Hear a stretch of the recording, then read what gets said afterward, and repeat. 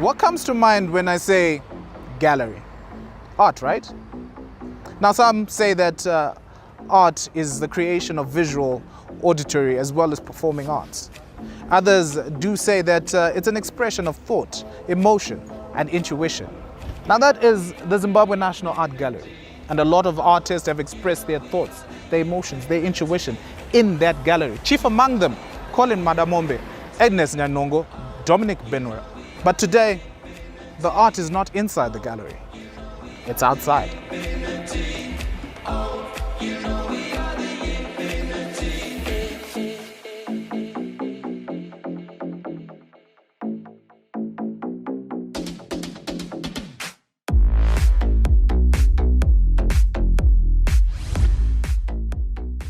Hello and welcome to the 2019 Range Rover Sport. One of those vehicles you fall in love with just by looking at it. But how is it to drive? Is the interior worthy of its price tag? And has Land Rover stayed true to the Range Rover Sport's off-road heritage? All these questions will be answered in this review. The Range Rover Sport was first introduced in 2005 as a trendier, more accessible alternative to the full-size Range Rover.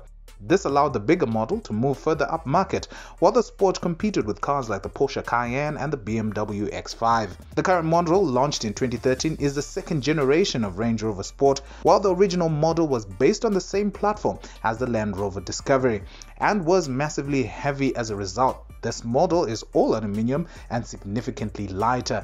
That improves the vehicle's performance on and off the road. The Range Rover Sport has got an infotainment system to die for. Now these three screens here are supposed to give you information, like the instrument cluster here is giving you information on the speed that you're traveling, the terrain that you want to choose. You've got your infotainment system here that, well, just look at it. It's really good. You've got your media, you've got your park assist settings there, you've got your rear view cameras.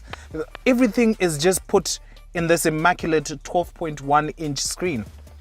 Got your media as well. You can connect your phone to the infotainment system through Bluetooth. There's Apple Play as well as Android Auto on this.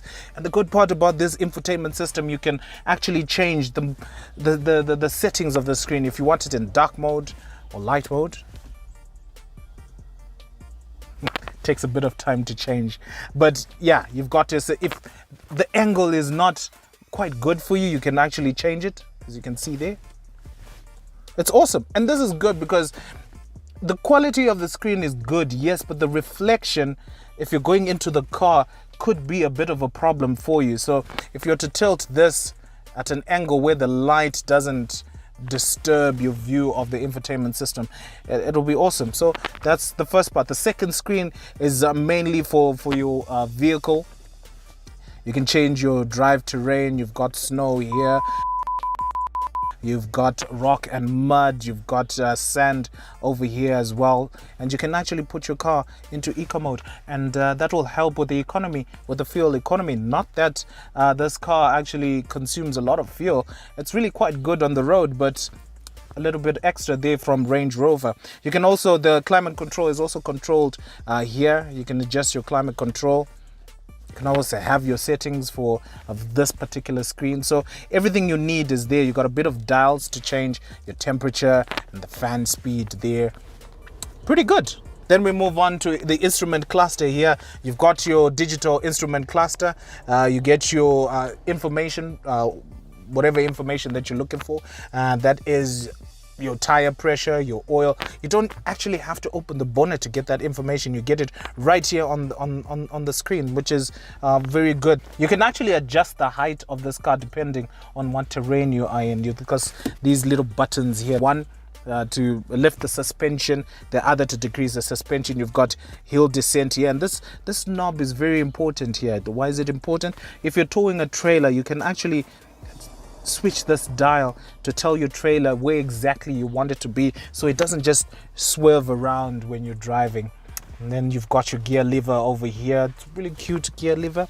In terms of storage spaces, there are plenty of storage spaces here. You've got one big storage space right here. In the other trims, it is supposed to be a cooler box or a fridge here, but this one seems not to have it. You also have USB ports, you've got HDMI port as well, a micro SD port, and a 12-volt power output right there. You also have amazing door bins that are here, but the problem is the door bins are big, yes, but because of where the seat is and there's large door handles here, you can't exactly access your bottle from there, so that could be a bit of a problem. You also have some storage space here. You can put your bottle there, you can put it back in the door bin. It's also difficult to put the bottle back there because of the large door. You'd have to open the door to actually put it properly in there, but that is strange, especially if you're driving. You can't exactly open your door, can you? So yeah, there's another space here that is just underneath your secret compartment where you can put your stuff, and you've got a 5-volt power output here, and secret storage, so no one will ever know what you put under there.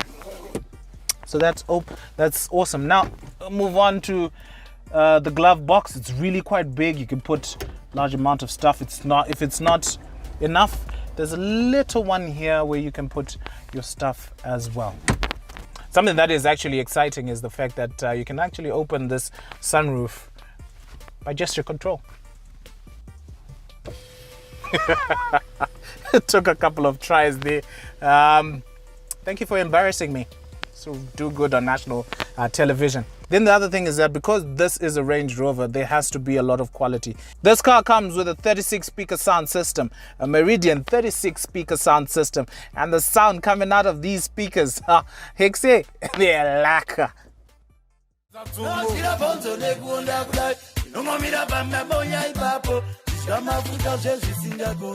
Fantastic sounds coming there from the 36 speaker. If you're somebody who's into music, maybe this is the car to get. You've got your window controls over here on the door. You can actually control your side rear view mirrors using this little button over here. You can lock your doors from here. Now let's take a look at this beauty here. Now what Range Rover has done is that they've made this steering wheel a little smaller just to give that sporty feeling to the car. You find that the steering wheel is much bigger on its big brother, the Range Rover. So they've tried to make it a bit sportier by making it smaller. You've got your controls over here where you can control your infotainment system and your instrument cluster. You've got lane assist control here, which is part of the driver assist packages. You've got your rear sensors that are at the back. You find your information there, or you can find your information on the instrument cluster here. And you've got this flappy paddle gearbox here that if you decide that the automatic gearbox is not exactly working, then you can actually change the gears yourself. Not saying that this 8-speed automatic gearbox is any bad, but if you decide that you want to take control of the Range Rover, then you've got your flappy paddle gear levers here. Yeah, that's it for the front seat. Let's move on to the back seat. You know we are the infinity. Oh, you know we are the infinity.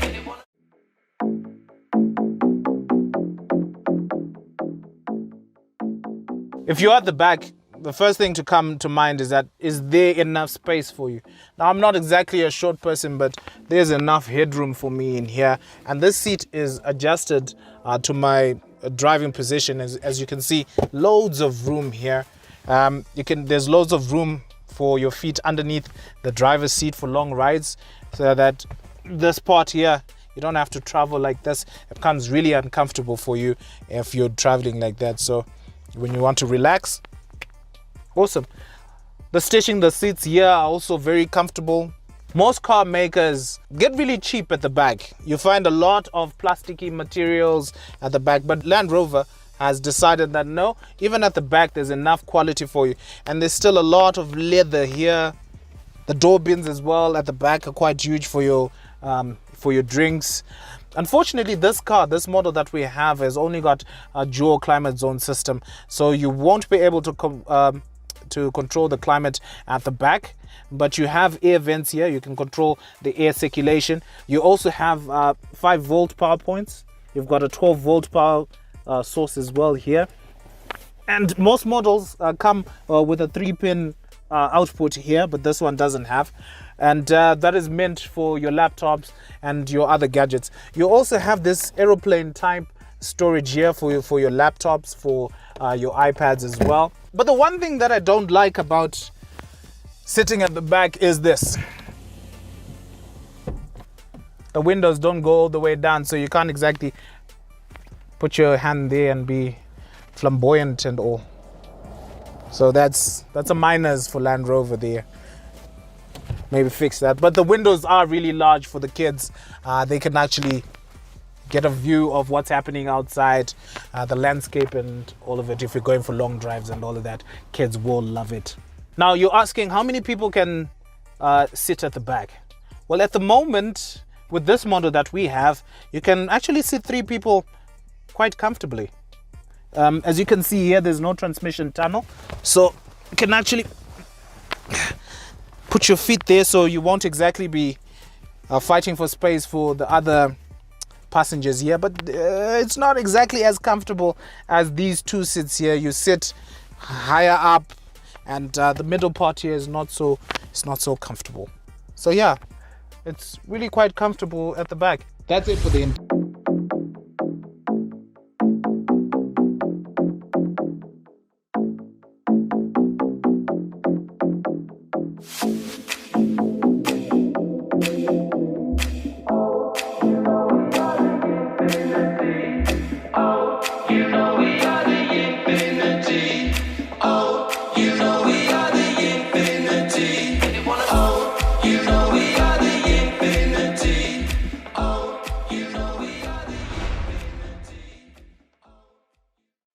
In nearly every aspect of performance, including ride and handling, the Range Rover Sport is impressive.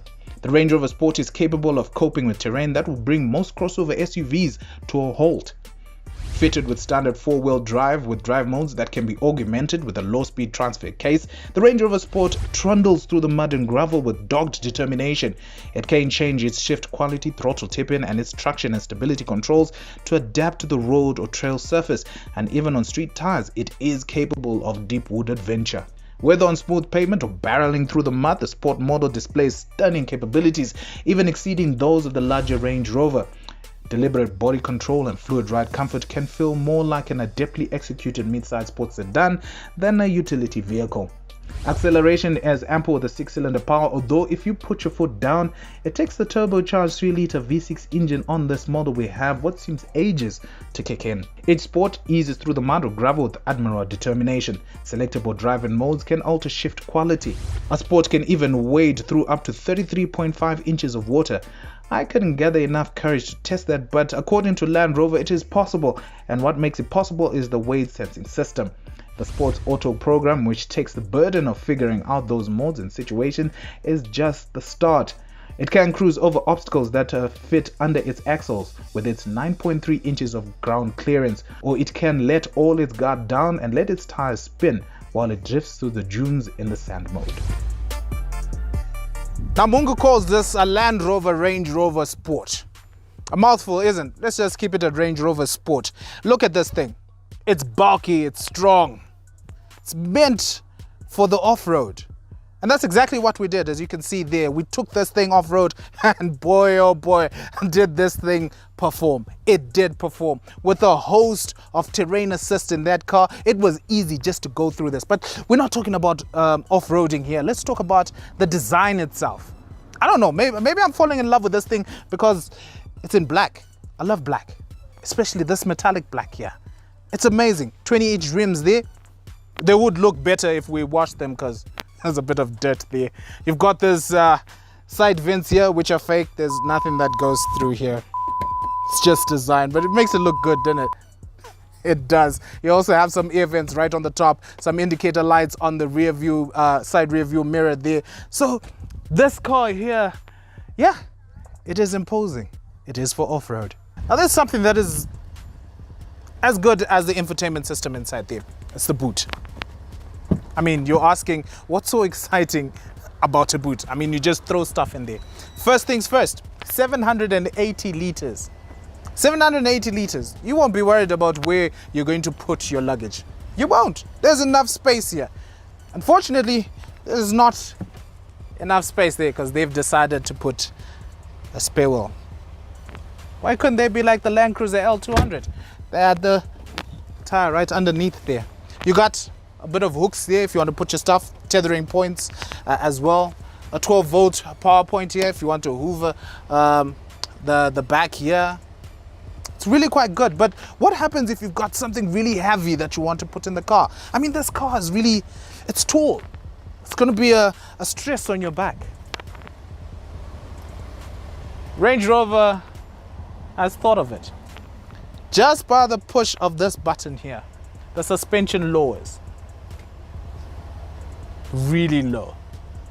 You can lift your luggage really quite comfortably and just roll it across into your boot. And there'll be extra space for you in this boot, eh? If you just drop those back seats there, that's extra space for you. So you're not worried about space because Range Rover has got you covered. But are you going to travel like this? No! They've put another button here to lift the suspension. Great, huh? Yeah. You want to tow something? What should I do? There's no tow bar. What will I do? Range Rover said, don't worry, son. We've got you covered. It's right there. Now, if you're like me and you're lazy and you really don't like pulling the boot down, the boot lid down, well, don't worry. They've thought of you again. Another button. Voila. That's it about the boot.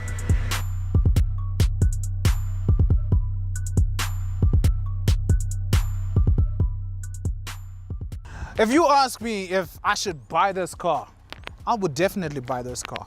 The Range Rover Sport.